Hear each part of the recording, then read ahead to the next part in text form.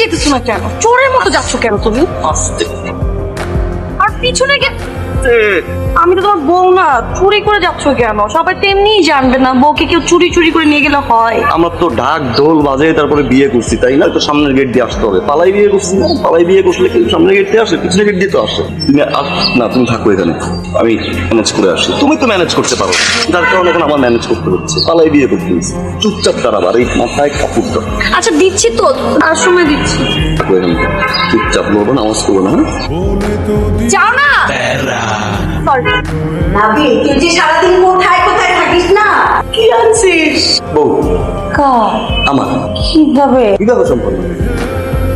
আয় না, তুই বিয়ে করছিস? আপা, তুমি যেন অনেক খুশি হবা। তোমার এই ভাইটি যাকে বিবাহ করিয়াছে সে তো সুন্দরী না, বিরাট সুন্দরী।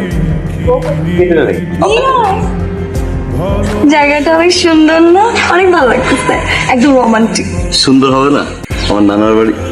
এই কেলানি শুরু করে দিছো না? মনে ডেটিং আসছি যে পালাই বিয়ে করছি, বাড়ির সামনে কোনো খবর আছে? শোনেন, আপনি চুপচাপ করে থাকবেন, ভিতরে কোনো আওয়াজ করবেন না। আপনি করে বলতেছো কেন তুমি? এটা আমাদের বাড়ির নিয়ম, বিয়ের পরে আপনি বলতে হয়। আপনি চুপচাপ থাকবেন, রোবটের মতো থাকবেন, একটা শব্দও করবেন না, কেমন? তাহলে ভিতরে সবাই জানবো আমি এখন থেকে বোবা? এটা সিচুয়েশনাল বোবা বলে, এটাকে সিচুয়েশনাল বলে। সিচুয়েশন কন্ট্রোল করার জন্য বোবা হয়ে থাকতে হবে কিছুদিন। আপনি তো আবার সুন্দরী, বিরাট সুন্দরী। কি বলেছ?